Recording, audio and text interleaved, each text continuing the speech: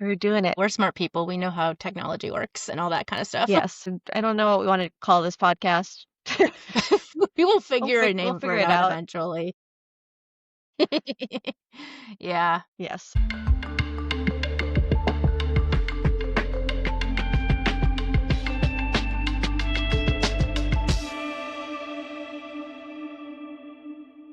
Hello and welcome to a podcast that will probably have a name by the time we upload it somewhere. And also a tagline. I'm Carly Rector, a software engineer and startup founder who wishes that engineers understood that humanities require skills. And hello, I'm Teresa Kramer. I'm a product manager, MBA student, amateur voice actor, and just, I don't know, general all-around nerdy person who used to like math a whole lot, and now I do more of the artsy type of stuff. Yes, we're excited here for our first podcast. Very exciting. We have a Yeah, good set of topics to talk about, and hopefully we'll have some good conversations. that's the goal. That's the objective. Yes. So today we will talking about three topics. We will be talking about woke AI. We will talk about AI scraping and the fight that Cloudflare and Perplexity are having, like baby fight online right now. And then we will talk I'm about very curious about that the one. UK Online Safety Act age verification coming into effect, which happened last week, fairly recently.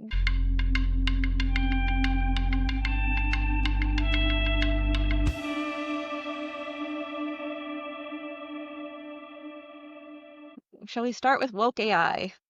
Yeah, let's get into it. I'm just gonna read some of this executive order because it's great. Oh boy, yeah, I haven't heard this yet, so let's hear Yeah, it. so the executive order itself here is not super timely. This came out a couple months ago now, but in between when I put this on our podcast agenda and when we are recording, we have a breaking news thing that we'll get to in a moment that made it more relevant. But yes, executive order dated Mhm. July 23rd.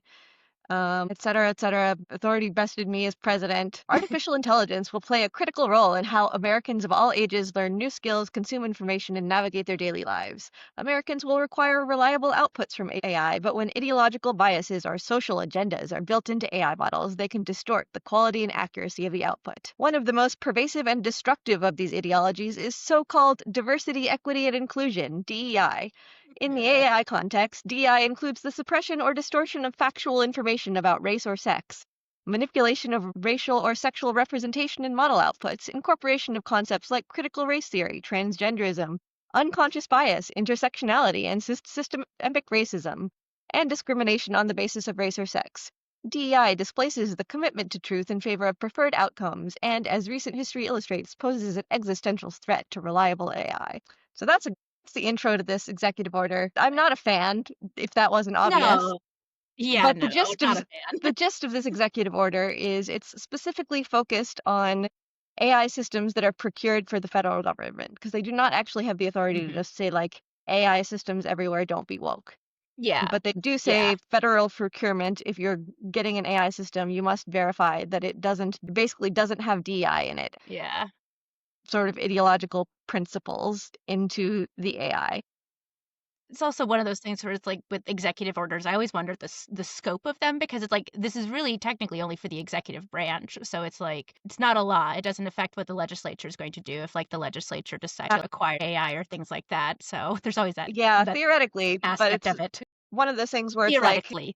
in the same way that California sets like the emissions rules for the entire auto industry, the fact that Yeah. if you want to have your AI bought by the federal government, you need to do this means that all the big AI companies at least need to figure out how to do it because they all want this business, Yeah. which is a little bit weird because it's not really clear how to do this.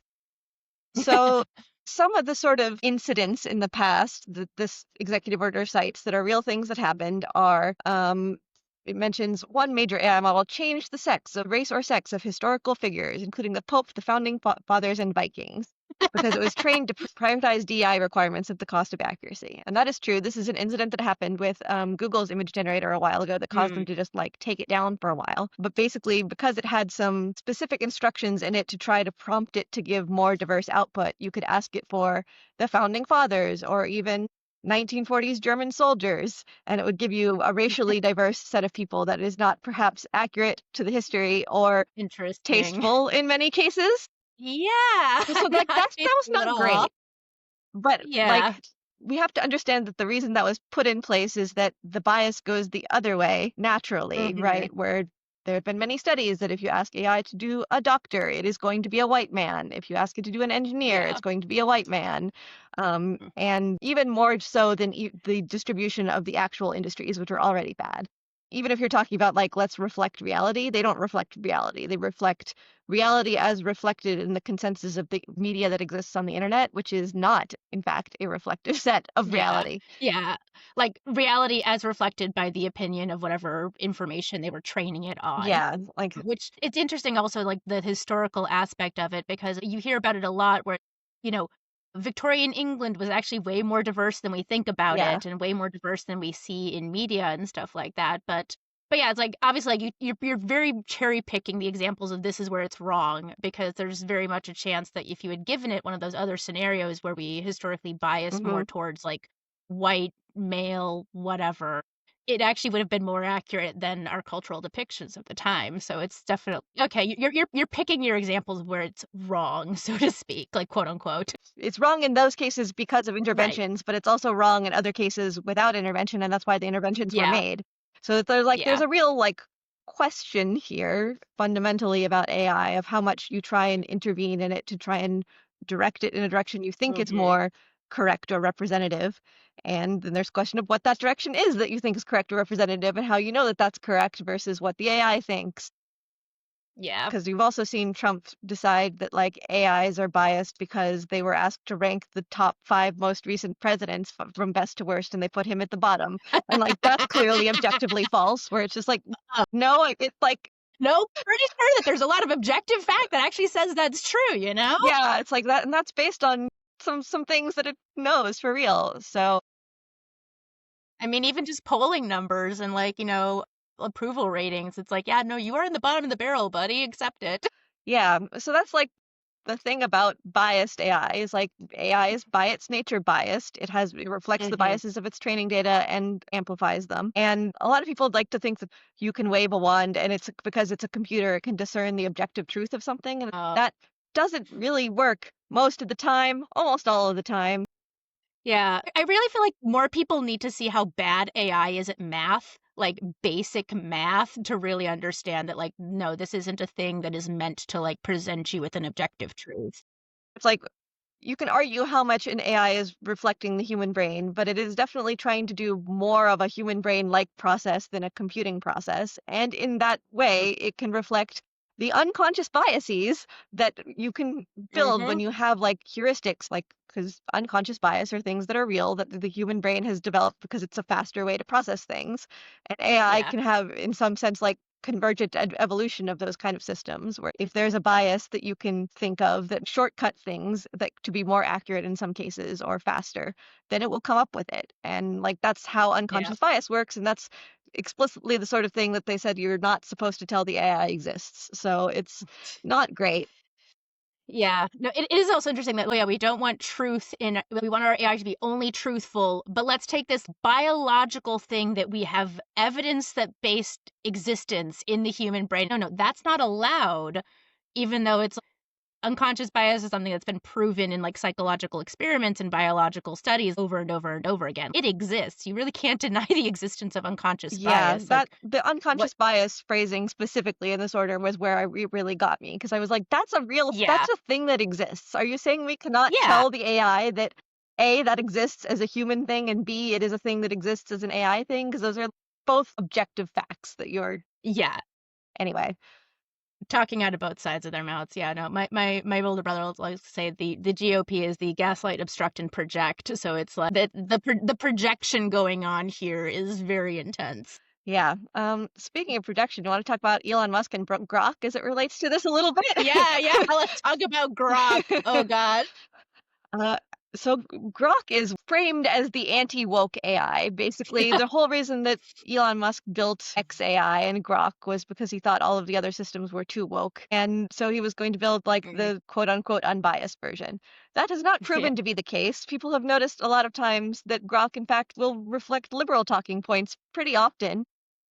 and Mm-hmm. will do that on Twitter as an entertainment thing where they will at reply Grok in response to a bunch of right wing people and fact check them and have Grok fact check them, which makes them really mad and makes Elon Musk really mad. It's good schadenfreude, though. It is. It's great. And of course, then, so Grok is woke. And Elon Musk went in to try and fix Grok being woke in a number of ways that involved, guess what? Explicit intervention into the AI to try and skew it in the direction that he wanted it to be. And there was some Yeah. evidence that Grok was instructed specifically to go look up Elon Musk's viewpoints on things before answering, Mm. specifically.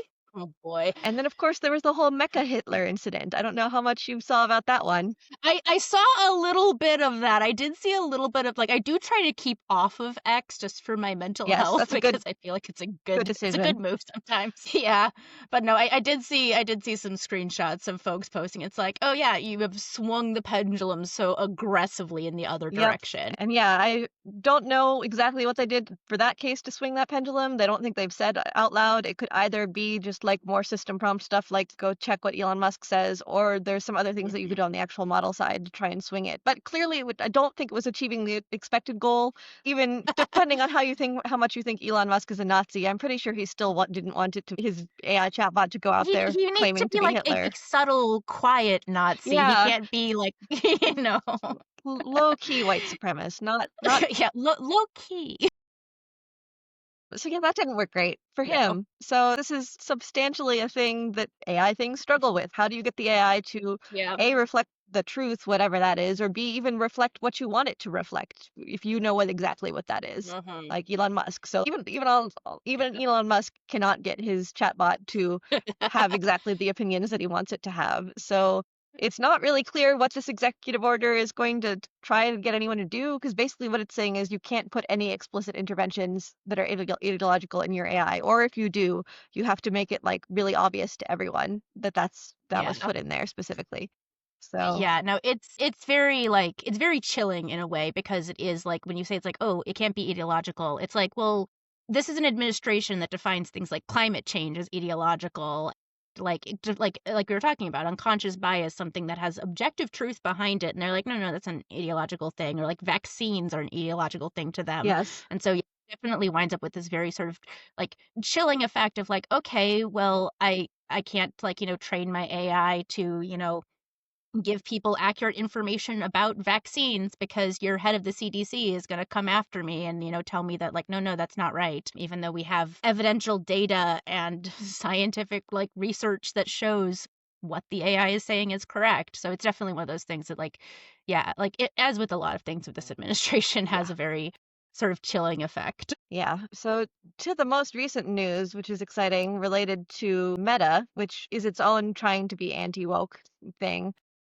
Yeah. So Meta actually got a lawsuit fairly recently, or not even that recently, a little while ago, from Robbie Starbuck, who is known mostly for suing companies to get them to kill their DEI policies, which he has done with some amount of Mm. success. So that's basically like his project. So he did that to Meta, in particular because Llama said that he was there for January 6th and some other things that were explicitly false, but yeah. But context clues, man, Yeah, like it's like you can't blame it for drawing that conclusion. yes, so that was incorrect and said some other untrue things about him. And he's like, well, it's clearly like it's got a liberal bias and it's untrue. And it's like, again, that is just reflecting things that exist on the internet and Mhm. conjectures that it is making. But Yeah. it seems, as of this past week, the news is that Meta has settled that lawsuit and taken him on as their AI bias advisor for the company. Oh So, boy. No. yes, No. Robbie Starbuck is now officially Meta's AI bias advisor. Ooh, Unclear if don't they like paid him that. money for this. I assume yes, because they are settling a lawsuit, but they wouldn't say. So Mm, my guess would be what happened is he sued them. They talked to him, and they're like, "We'll give you $2 million and you can come on as our AI bias advisor or whatever." And yeah. he was like, "Yes, sure, Or sounds you can great." tell people you're our AI bias advisor. Yeah, that feels like knowing Zuckerberg, I do not know how much that is something that is purely ornamental or for show, because it's like advisory type of thing, you might not actually be doing anything. You might be sitting in a meeting and quipping in a couple of times and not actually influencing the policy of the people who are down actually doing the work on the system. But it's very possible that, he is setting direction for things, which is an unfortunate outcome. Like, how many times do you see that where somebody's like, I'm going to sue you for bias, and then you're going to bring me on to like fix, like, going from being, like the accuser in a lawsuit to like being hired by the defender is a very Yeah. weird sort of It's twist of fate. it's definitely, I think, signaling more than he's actually going to come in and do work. But what it is signaling Yeah. is they believe that Robbie Starbuck's opinions are correct and they're willing to give him a bunch of money, which Yeah. is not a great signal, if Not as you not a ask great me. signal. But of course, Meta has signaled a bunch of other things along those lines about how much they no longer care about DI and want their company Yeah. to be a masculine energy and all of that kind of stuff. That Zuckerberg pivoted real hard to Trump when he got elected, which is a whole different like conversation we could have. Oh, So yeah, that's woke AI. Could ugh. also talk a little bit more about like Peter Thiel and woke AI and all of that kind of stuff because like woke AI has become a buzzword for the right in a way that I did not Uh, really understand until I heard Peter Thiel talk on a podcast a few weeks ago. Because it seems like what they mean is this sort of like woke AI is AI that is imposing a worldview on you, hmm. which I don't know about that. That's like in a way they're not wrong, but they're not right in the way they think they Yeah, are, you exactly. know? Yeah, yeah. It's like, yes, AI does impose a worldview on you because of the fact that AI is based off of a limited set of training information and data, and it is always going to present to you information and answers that reflect the bias of that data set that it was trained upon. But usually that's way more conservative than it is like quote unquote DEI or woke or anything like that. And so it's like, yeah, it's so weird how it's Yeah, like, it's like the broken clock is right it twice was very kind of much like, thing. okay, I actually agree with you, Peter Thiel, a thing I would never thought I would say in my entire life, that there is a danger of like these big companies control AI systems that control all of our world, and those have AI systems have biases and they're imposing that on Hmm. people, and that is dangerous. Like that all seems Yeah. true. I don't think Mhm. wokeness is the problem. Yeah. It's like you were doing so well, and then you note right at the finish line, you just kind of went in a completely different direction, and it's like, nope, nope, nope. We not having this conversation with him at least. No, Yeah. yeah, it is just kind of wild to like that have like yeah like this very like authoritarian putting restrictions and limitations on free speech sort of like push in conservative government at the same time as which we're having this like technological advancement of these like language models Mhm. really. I think the biggest thing about this woke AI order and about the concept of woke AI in general is that like they seem to think that you can just come up with an objective system. And that's a thing that I feel like Hmm. tech people love to think in general is that they are objective observers and evaluators of the world and they have no biases or personal opinions or anything like that and they just see the objective truth of the world. I mean, that might be why they're so anti-implicit bias, because like, how dare you imply me, this objective observer? Yeah, yeah. And many things can be explained when you're like, imagine this guy thinks that he's right about everything and is a perfectly objective observer and Yeah. doesn't believe in experiences that are different from his being valid, basically. And so when it comes to AI, they want this system to be the perfectly rational, objective system that they Mhm. imagine a person should ideally be. And it's just not, and neither are people. And like you have to be aware of Yeah. that. And you can talk to people and people can give you intelligent things and still be biased. And you could talk to an Mhm. AI and it can give you useful things and still be biased. Those things are not mutually Yeah. exclusive, but it is not a magical truth machine. Yeah.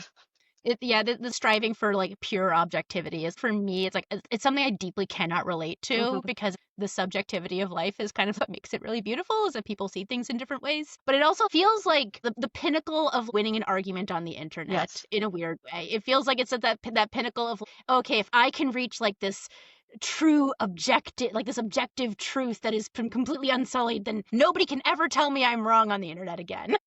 It feels very juvenile, Yeah, I it was gonna feels very say, childish. I can't understand this because I was this person when I was like 13. When I was like 13, and then I When you grew were out, 13? Oh. and then I grew out a bit. Um, but yes, I was the person who was like, I am so smart and I'm right about everything, and everyone should think Mhm. should think I'm right all the time and etc. And it's just like Elon Musk is still like that. Like, Yeah. And then your prefrontal cortex developed a little bit more, and you were like, "Wait a second." wait a second, other human beings have valid experiences that are different than mine, and that's Yeah, cool. and that's actually kind of cool, Yeah. yeah. Anyway, so yeah, I think we got much broader than the woke AI topic there, but that's why I think that topic is so A little interesting, is bit. that it's so It representative of that worldview. Yeah. Oh, definitely.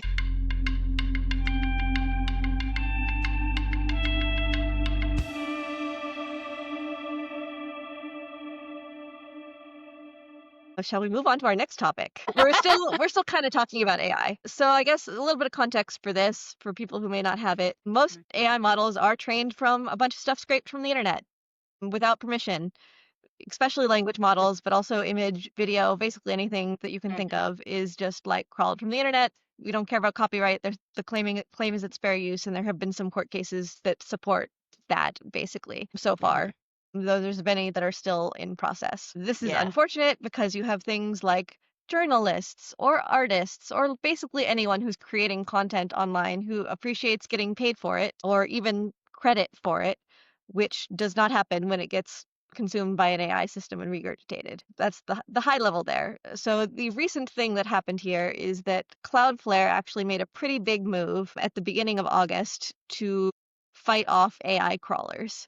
So if you're Mm. not familiar with Cloudflare, Cloudflare is most notably a CDN, which is a content delivery network. It's basically the layer Mhm. that you can put in front of your website that makes it faster by putting a network that is physically closer to people and therefore can serve data to them faster, and handles things like denial of service attacks and stuff like that by filtering out bots or people that are hitting your site too often, and et cetera. So they have handled that a lot already. And then basically they were aware of this.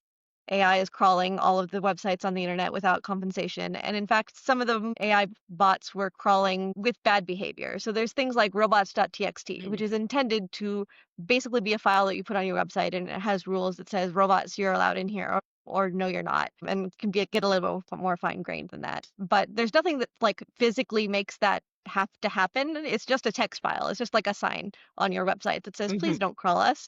And there's nothing that stops It's everyone like from just no yeah, no trespassing sign for trespassing, but you don't like websites. have guards or anything that actually stops anyone from trespassing. So that's how that works. And so there's tons of AI crawlers that will just ignore that and crawl the website anyway. And there's not really anything that you Mhm. can do to stop them exactly, because it's really hard to identify them. And a lot of the things that they Mhm. will do is basically like pretend to be a user's browser and that kind of stuff so that it doesn't look like a bot. But this is sort of exactly the behavior that Cloudflare was built to detect when it comes to denial of service attacks or like more malicious behavior. And from hearing him talk, the CEO of Cloudflare is really aware of the content creators of the internet are their customers who have their websites, and Yeah. were in the position to do something to try and sort of like fight back or try to establish a new paradigm here. So what they did on, I think, August 1st was declare Content Independence Day, quote unquote, which is their marketing term. And basically, they enabled a thing that says like block all AI crawlers from my website and turned that on Mm. by default. And Cloudflare is in front of Oh, nice. approximately 20% of the internet. So this was a Yeah. big deal. Their idea was that they will then build like a marketplace basically where you can say, okay, an AI bot can crawl my site if they're paying me a cent per page, or it's things like that, and Yeah. creating like a real marketplace. I don't know if I think that's exactly the right approach to how we should make the economics here work, but I think something needs to happen. So I sort of like respect the attempts there. Yeah, it's very respectable. It's like, honestly, it's super cool to hear about. Like, this is something I hadn't heard about. So it's nice that they are doing something like that for, like the creators who are usually smaller and don't have like, any kind of might to fight against these larger AI bots. Yeah. It makes me wonder, like, 'cause, yeah, like, the monetization part of it is always, like, interesting because it's like, of Cloudflare services, like, obviously, this is going to take, like, a certain amount of resources to Yep. maintain, and so if they can't monetize it, like, what incentivizes them to continue offering the service? Like, it's a good look, it's certainly a good look, and it's probably gonna attract them more business because it's a good look, Hmm. and it's a thing that I think a lot of creators care about, but, yeah, then you always have to it's like if there's not some way to kind of like put monetization on top of Yeah. it, then it just winds up being it's like, okay, it's another way for information brokers to buy data and stuff like that. Yeah. And so they have some cool capabilities. Like I mentioned, they have a lot of capabilities to identify bots. Like they know when people are Mhm. proxying via like common proxies that are used to try and avoid detection because they've seen those happen before. They also had Yeah. one cool functionality that they use for particularly bad behaviors, which is the AI bot labyrinth, which I think is very cool. Because basically it's creating a web of links that never go anywhere that Oh and just yeah. like they get trapped in it forever, trying to follow the links forever to eat up the AI bot's resources and stuff like that. Um, One day we will have AI Theseus and he will escape the labyrinth. so yeah, that's cool, and I think they're doing some cool stuff. So the more recent, where we get into the baby fight drama stuff, is on the 4th. They posted on their Mhm. blog, Cloudflare did. This is titled "Perplexity is using stealth undeclared crawlers to evade website no crawl directives." So if you're not Mm. familiar with Perplexity, they're a very big AI search company. And so they're basically trying to compete with Google, but via AI. And they do Mhm. a lot of their own crawling, a lot of consuming of data from other things, basically to present what they think of as a better search than Google that allows you to do AI things and get a whole bunch of links to the sources and get summaries. And they also have had many copyright infringement lawsuits filed against them by news organizations and others who think they're basically just Yeah. stealing their data. So what Cloudflare alleges in this blog post is that this very large and prominent company that has probably billions of dollars of funding, I haven't looked it up, is one of the bad actors here. And basically Mhm. they're trying to deliberately avoid all of this best practices on stopping bots from Mhm. accessing your thing. And they did some real testing here where they're like, we set up a brand new domain and we said it shouldn't be indexed and we locked it off from everything to start with. And then we went to Perplexity and we asked it a question about that domain and it was able to access it. And we saw like these agents accessing the site when that happened. So like it was clearly Perplexity clearly still accessing our site, despite the fact that everything said that they should not be able to. And they have a whole bunch of data in there. Here's how they're obfuscating it. They're trying to make it look like a user Chrome browser, all of that kind of thing. So that's shots fired, basically. Yeah. Then the next day, Perplexity came back with you're the ones who are incompetent, basically. Very, very No, you. vicious blog post. And basically saying, like, Cloudflare doesn't know what they're doing. This isn't remotely what we do. You don't understand how user agents work on the internet. And just some language in there that is not very nice. To our point earlier, juvenile. Yes. You know. Um, and some of the technical details here are interesting to me. There's Mm. one question that people came to Perplexity's defense on, which is basically if a user is specifically asking about a website, is it Yeah. really the AI scraping it, or is it just the AI retrieving that data on behalf of the user like it was a browser or something like that? Mm. And is that kind of a blurry line, etc.? Um, Yeah. But like by contrast, I feel like on the flip side of that, like if you are like the person who has launched a website and you've said, I don't want my website to be accessible by AI, then even if the user is asking for it, yeah, the user isn't necessarily entitled to that information. If they have said, hey, I don't want you to come here with your AI buddy, then they're perfectly within their rights to say yeah. so. It's like, you know? I'm not like a huge supporter of that argument, but I can at least see why people are Yeah. making it. Although that was I not the can only see why thing they're making it. that Cloudflare was accusing of doing. So I think that's a Yeah. little bit of a red herring argument in a way. Mm. Then the other thing that Perplexity says in this section, which is headed directly addressing Cloudflare, a question of competence, basically saying that they fundamentally misattributed a whole bunch of requests and therefore the things they said were fundamentally wrong. And so what they're Mm. saying is you said you're getting 3 to 6 million requests daily from us via this stealth system. And in fact, it was not us doing that. It was this third party company called BrowserBase. And those 3 to 6 million Mm. were from BrowserBase. And we only really use BrowserBase for like 45,000 requests daily, which is like, okay. Yeah, it feels splitting hairs in Yeah, a like on the way one where hand, it's it's like, like, okay, so you're not doing it at the scale that they said exactly. And even assuming that that's correct, BrowserBase is still a third-party stealth crawling service. They advertise yeah, themselves as so on their homepage, talking about how they offer stealth and the ability to have residential proxies and set your user agents. So like they're advertising exactly the bad behavior that Cloudflare was yeah, accusing them of. So really, Perplexity's only defense here is, okay, but we were only doing that a little bit. And we weren't doing it. We were hiring someone else to do it. Yeah, like, I hired a hitman, but he only did 1 hit for me. You're Yeah. saying he did 5. Yeah, those It's like, other 4 were other people. yeah, Like, so it's like, that's exactly it. It's like you said that we did 100 hits, and actually we only hired that hitman for 1 hit, and the other, like, he did the other 100 too, and like those all existed and did exactly the same thing as the one that we had, but those weren't us. That was someone else who hired him. that was someone else. And it's like, I'm still also not denying that you hired the hitman. You know, Yeah. that's wild. So yeah, and I think like that Uh, particular detail I think has not come out in a lot of reporting on this because it's focused more on the like is a user's mhm. request valid, etc., and less on the okay, but you still did hire this third-party company that specifically advertises that they're doing the thing that you were accused of doing. Right, right. Yeah, that does feel very weird. But, like, I suppose, like, in that context of it, though, it's like what my brain is going to is just like, yeah, like, okay, so, like, you hired the hitman, congratulations, you admitted to hiring the hitman, but, like, also, where's the court of law here? Because we really don't have a lot of legal protections around AIs in place. And it's like, so it is very much kind of like children fighting on the playground in a way, if for nothing else, and because like they are playing by the rules of like a little bit of a made up game, Hmm. and the parents haven't yet come in and said, no, you can't do that. And so it's like, I feel like this just indicates even more the need for like Yeah, some degree of like intelligent legislation or tying back to our earlier point, not these weird executive orders that, you know, are contrary to factual research evidence, but like actual intelligent legislation around AI of like, hey, no, you're not allowed to crawl like this. You're not allowed to train your models on this kind of data because, you know, it's like yeah. Even that things like doesn't belong to if you. you're an automated Yeah. system, you're not allowed to you must identify yourself. You're not allowed to misrepresent yourself Right. as like a Yeah. user's browser. Like something Yeah. like that that is basically just like there are a lot of things that are just internet norms that are not actually rules that are enforced in any way. And Mhm. a lot of this is people are just going out and straight up breaking the norms and are like, okay, but it's fine because that norm isn't related to this case. And like that's a matter of opinion because it's a norm, A, and B, Right. no one can stop you.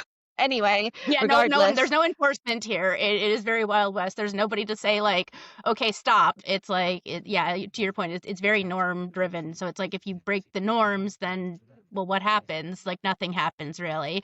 I mean, maybe they lose business because people are exposing them, but also then that it's kind of like the Barbara Streisand effect then, Mhm. but it's like, oh, look, other people are like, oh, I could use this person to like go and secretly crawl these sites. Cool. And so In they fact, probably that are going did to get more actually business happen because of that. specifically. Yeah. I had someone be Yeah. like, "Can we use this browser-based thing to crawl sites?" And it's like, No.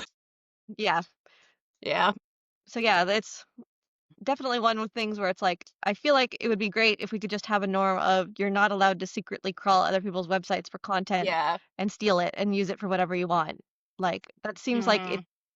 should be. Well, even more so than a norm, I feel like that's something that like should in fact be regulated in some way, shape, or form. I feel like until we have actual like contractual terms and legislation in place here, it's like people are going to kind of keep breaking norms and not get punished for it until we can really actually like have somebody with the come in and like actually slap them on the wrist in a way that's meaningful. I feel like there's a lot of work to be done here, and I'm not sure people are doing it very well, but Yeah. It's one of those times where I'm just like it's I lament the aging legislation that we have in this country and the fact that like so few of them even understand what the internet is and yeah, what it like it's does. And really it's like and now we're throwing AI on top of this and it's like, "Oh, you are so out of your realm of understanding here and you are also one of those people not willing to admit that they're wrong, mhm, like want to feel that they have an objective truth about the world."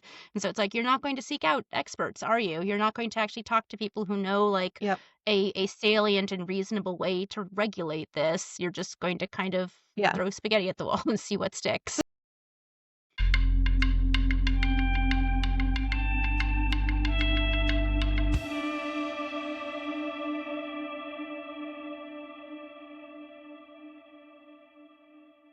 A good segue to our next topic, which is about lawmakers making rules about the internet without really understanding how the internet works. Yeah. In particular, the UK Online Safety Act. And there are a lot of sort of Yes. similar acts. I think somewhere in the teens of US states have enforced similar laws on like age Mhm. verification on adult content on the internet. So like high level, these rules are if you're hosting adult content, which the definition of that varies online, Mhm. you are required to in some way ensure that the person who views that content is an adult. Yeah. And Texas, Florida have some about around these that are the reason like you can't look at Pornhub at all in those states right now. I believe that's still true. But the most recent and most headline getting thing has been the UK's Online Safety Act, which has some very Mhm. specific rules on how to do age verification. And this act passed, I think, a couple years ago, but like the age verification part didn't come into force until a couple weeks ago. Mm. And people were not expecting that. And so, like, one of the biggest things about this kind of rule is that everyone's like, okay, great. Yeah, like, don't let kids see porn. That's great. Just keep the kids off the internet. Or even if, like, you're the person who's just like, just keep the kids off the internet, that's fine. They don't even, it doesn't Mhm. occur to them that, like, in order to tell who is a kid on the internet, you need to know who everyone on the internet is. Yeah. And, like, that's the big privacy question around that because it's like It if you have is. to show ID to view any web page, and by show ID on the internet, you mean send your ID to some third party company that needs to keep a copy of it somewhere for some period of time. That's Yeah. dangerous in a number of ways, and also Mm. can have a chilling effect for a lot of websites where if you are asked for your ID before you go to see it, you're like, no. Yeah. And there's been a lot of like really interesting headlines around the UK one in particular because there are whole subreddits that are now just like not accessible to anyone who is not age verified, like a Mhm. cider making subreddit. And I think our periods or something like that is now blocked. And like Mm. the question of like what is adult, everyone is once again like biased towards saying more adult than not, and that means that a whole lot Yeah. of real information is way less accessible, not just to like kids but to anyone who cannot or will not prove their identity legally online, Mhm. which is rough. And it's like I feel like this is a big debate right now on like how to do age verification online because I think Yeah. everyone agrees something needs to happen, that like children should not be in certain parts of the internet. Like, I don't think that's necessarily controversial, but Mhm. what those parts are depends a lot on who's defining what adult means. And more importantly, how we prevent that without infringing on the free speech of literally everyone else on the internet is a Yeah. question that a lot of people just don't seem to be interested in answering. It's a sticky question, that one. It's like, I don't really want a lot of places to have my personally identifiable information. I don't trust you to handle it well, especially if it's just like, uh, yeah, like Reddit. I don't trust Reddit to handle my personally identifiable information at all. In my time at AWS, I saw a lot of things happen with Reddit that I can't really probably talk about on a podcast. I like, don't want to give them my personally identifiable information. No, thank you. Yeah, and I mean, and then there's a whole separate issue of like most sites are not Reddit and don't have the power to like implement any of this on themselves, so they have to pay a Yeah. third party service to do it, which A, Hmm. that's money for them and or it costs to do it just to host their website that they suddenly need to have. B, now these third party services are collecting literally everyone's data, and who's vetting these and preventing them from data breaches? And they're like huge data targets for hackers because they're Oh keeping yeah, everyone's yeah, yeah. data. Like, That I feel like, yeah, like, 'cause I think I was talking to my dad about this the other day where it's like, "Oh, why are all the healthcare, like, systems getting hacked all the time?" And it's like, because they have all of your mhm, information. They have so much information for you.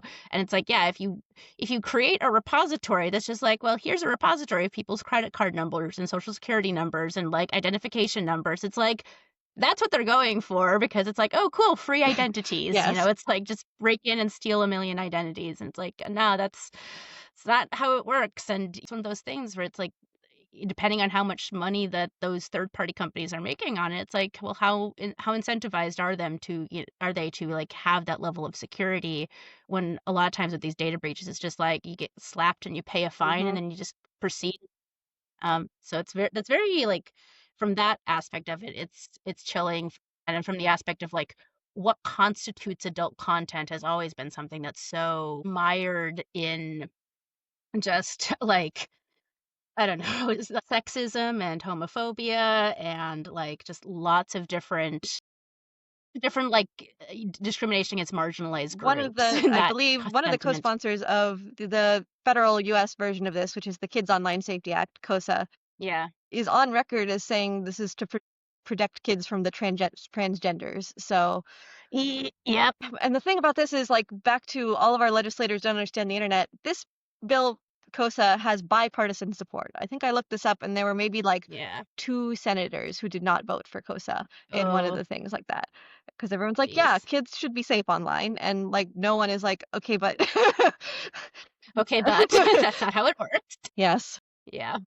which is really frustrating. But yeah, to look back a little bit, yeah, there are some other ways that companies are doing age verification that are not upload your ID, and I think UK Online Safety Act doesn't specify exactly, it just says you need to do it. There's credit Hmm. cards, but obviously you need to have a credit card for that and also give them your credit Yep. card. One of the other really funny ones is they will basically just do AI face age Oh, yes. detection. Yes, that one. Yes. I have seen that one. And then the best part of that, of course, is the reports that people have been able to get around it using Death Stranding. Hmm. Yeah, Yep. yeah, yeah. Because you have to, and I actually just went through one of these things recently to set up my Etsy account. Do some amount of like turn your head to the side, open your mouth, like to prove that you're a real person who's there and Mm. not just like a picture or a video of a person that you're showing to the detection system. But you can just point it at your Death Stranding screen, and then like the photo mode allows you to like do all of that on command apparently. Oh, funny. Yeah. I think that one of the ones I saw was, yeah, I don't think it was Death Stranding, but it was, yeah, it was somebody like using like a filter or something on some app or what have you. Just like you realize that's not a really good way to do Yeah. this age verification. Kids have had fake IDs since time immemorial. It's like they are going to find a way around it. Yeah. But yeah, no, it becomes such a complicated issue. I remember like, I mean, at least for sites that don't have adult content, like there used to be the option, because I know this was a thing that some companies that I've worked for have done, where you just don't collect the age information because it's like you don't want to know Yeah. that you have Yes. people who are That's COPPA underage. stuff. Yeah, yeah. Which is basically COPPA is, I don't remember, like Kids Online Privacy Protection Act, something like that. Yeah, Also a yeah, yeah. federal act that is basically like because kids should have privacy, you should not store the data for anyone who's under age 13, basically. And Mhm. the problem with that, of course, how do you tell that someone is under age 13 so that you don't tell their data? And if you were like, well, I didn't know, then that's defensible. So if you happen to Yeah. store their data and you didn't know that they were 13, that's fine. But if you did know that they were 13 and you stored their data, that is not fine. So the solution to this, Yeah. of course, is to not know if anyone is 13 or not. Not know. Just don't know. Yeah, yeah. No, yeah, I've worked for places that have done that. Yeah, and I mean, like, that's the incentive. So it's like, yeah, I think high level, Mhm. where I am on how we should do age verification in a way that makes most sense, I think is actually what Apple has been advocating for, and maybe one other Mm. company, which is device based, which basically would be like you have a phone that is just like it's a kid's phone, and anything that that Yeah. phone accesses says like this is a kid, they're age like 12 or whatever, but without Mhm. providing any actual Additional identifiable information. information, just Yeah. being like, here's my signature as like the software of this phone. I have verified that this person is 12. Yeah. And that way it is easily controllable by like parents who can just like give their kids the kids devices or let them use real devices if they want to, Mhm. and sort of privacy preserving in the way of like none of the rest of the sites on the internet have to gather any data. They just have to check this. Yeah. Yeah, it does seem like something that is more of a binary, like, prove to me that you are a kid as opposed to prove to me you are not a kid kind of thing, like, operates a lot better just in terms of, like, not forcing all of the adults in the world to disclose their private information just so you can find the kids. Yeah. Um And it also brings it to like a single point where this verification has to needs to Mhm. happen. It's just like on your device, your personal device, you do this verification once, and then you never have to do it again Yep. because the device is sort of like counted as an authority on the verification Yeah. here.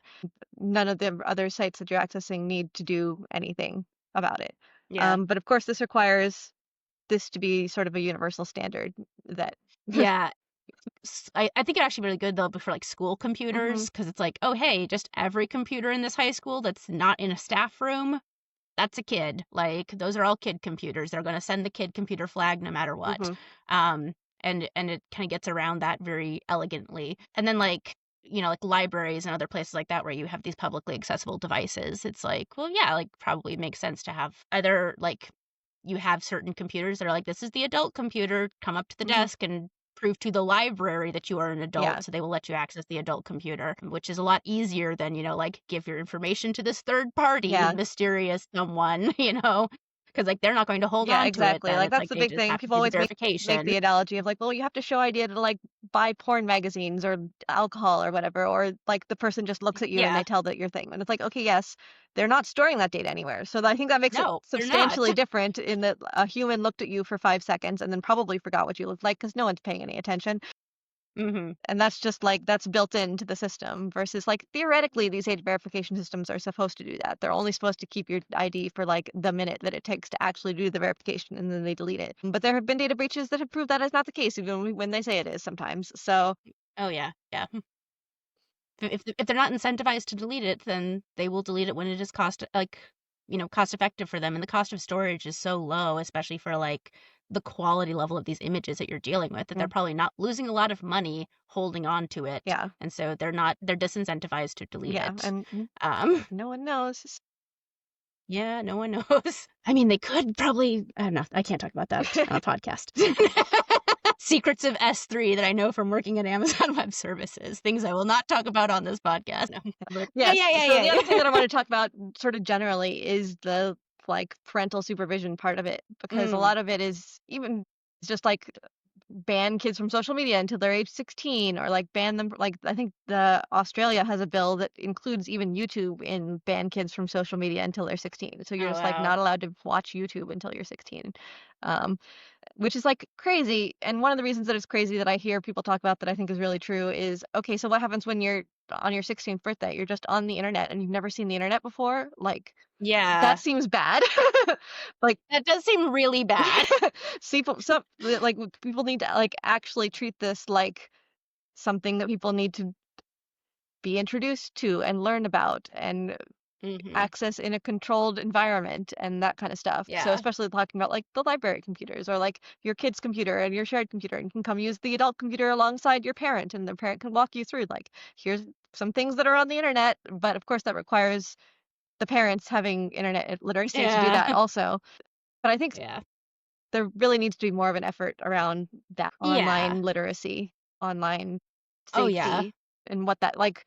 What does that even mean? I think many adults don't even know what online safety is. So Hmm. figuring that out and making Yeah. that something that we teach kids in some sort of structured way instead of just kicking them off the internet, which does not work because then they're No, adults it who don't know doesn't. anything about the internet, which is, as we've established, not great. So Not great. No, it's like great. We're gonna have this like weird loop where it's like it's like what is it? Boomers don't know the internet, and now we're gonna make Gen Alpha doesn't know the internet either. The only people who know the internet are gonna be like millennials and Gen Xers and yep, Gen Z. It's like us in the middle. We get the internet. You guys know. So yeah, yeah, not a very effective way of handling it either. And also like I feel like it's so I feel like that just does such a disservice to like what the good that the internet can do, yeah, because it's like you and I both grew up on the internet. It's like we both kind of like had that experience of like, oh cool, I have found like we met from the yes, internet. We would not have known each other if not for the internet. So it's like, yeah, like having this ability to be like, oh wow, I have found a community of people who are like-minded, and it's like who I can kind of interact with and have this sort of like sense of community, which hmm like admittedly it's gone awry in some aspects. I do feel like the internet tends to create echo chambers, which is probably how we've gotten into this, weird political state that we're in. Like, but it's a valuable tool. It's like yeah. it's being able to have access to information, like at your fingertips. All the corny things I used to say back when we were in like high Yes, school like about when the we internet. internet was a great new tool and it was actually that exciting. But Right. yeah. Yeah, the other Yeah. thing I that mean, it it still still is. is, like there's still good things about it, but it is just like, yeah, Yeah. we are the generation that grew up on the internet and the internet grew Yeah. up with us, I guess, in a way that makes it sort of unique. But it is just like, yeah, because that's where all our friends are and we met them and it's like, what Hmm. would it be like without that? And I think the kids who are growing up now don't really have that same experience because it's not those No. like friendly internet forums. Although there is apparently research that like kids under 16 what they're mostly using the internet for or their cell phones for in the like ban Hmm. kids from cell phones things and it's mostly messaging their friends direct messaging or group chats or whatever and Yeah. not Yeah. looking at porn or whatever else they think that they're doing and it's like do we want to stop them from talking to their friends and isolate them like I would argue I would no. argue no. Yeah. Let us not create a generation of socially awkward kids who don't know how to talk to each other. And I feel like also it's like just yeah, from that information aspect, I always just think about like whenever I talk to any like and you can probably attest to this, whenever I talk to anybody who programs, they're like, "Oh yeah, it's like I learned to program by, it's like taking a class and then Googling whenever I have a Yeah. problem." It's like and that's how I taught myself SQL. It's like yeah, I'm going to, and that's how I think most people teach themselves SQL is like, Yes. I will figure out what I want to do and I will Google it and that will work out. So it's like, yeah, it's like, congratulations, you're going to just like handicap an entire generation for this, like, weird pearl clutching, like puritanism of like, oh no, but the kids could be looking at pornography. And it's like, Or and there's also like a or whole bunch learning tied up about with that gender, or learning about gender or learning about their menstrual cycle because they're a girl. yes. Like, oh my god. Which is yeah, that, which also gets into that weird thing of like, was it like menstrual? The start of menses is shifting earlier, and so it's like by setting this weird like age distinction on, it's like no, you can only know about your period if you're this old. It's like, well, cool. What are you doing for the girl who gets her period at 11? Yeah. It's like, what are you doing? You are abandoning that child to To just our a world of terrible suffering. public education system, which is not teaching them Yeah, about that. exactly. No, yeah. Yeah, like we haven't even touched on that whole point of it of like what constitutes adult, like what constitutes things that kids can't see. And yeah, like again, so much of it is associated with um yeah, gender marginalized groups and even like the sexuality piece of it because I think I was reading like I want to say it was on Tumblr, which doesn't make it a very like, reputable source, but shut up, Tumblr has great information sometimes. But somebody's talking about how like when you give children the correct like scientific terminology to talk about Hmm. their sexuality and things like that, it actually is Yeah, preventative exactly. for sexual abuse. It's like if you teach a child to like understand this is a penis, this is Yep, a for sure. vagina, then it makes it easier for them to like go up to somebody and be like, "Hey, this adult asked me to touch his penis." And it's like, "Oh, Yeah, okay, we should do something about that." that's what I was gonna say too. There's definitely a lot of research and like resources on sexual assault and on sexual education are being blocked from Yeah. kids. And there's real research that says when kids don't have access that for information, it makes them more vulnerable to abuse because they don't Mhm. have the tools to Yeah. understand it or talk about it. And like Yeah. that's real world abuse. So And I mean, and that's like probably what these people are like, when they moralize it, that's what they're trying to prevent against. And it's just like, cool, if you want to stop that, give kids more information. The answer to this is not to restrict children from this information, it is to give them this information. So, yeah, I don't know. It's like, yeah, that gets down to that entire point of like protecting the children. It's like, should we be protecting the children? It's like, what is the protection here? Because it's also like a lot of the things about, it's like children getting into these unfortunate situations tends to be less like strangers on the internet is that whole weird like catch a predator mhm. sort of like cultural image of this like Stranger danger. unknown stranger danger thing when it's like statistics show the data shows that it is more likely to be somebody that they know. Mhm. It is more likely to be like a family friend or a teacher or a coach or something like that. And it's like, well, you could lock down the internet up down like 7 ways from Sunday, and it's like, cool, that will not protect these children because that's not where it's coming from.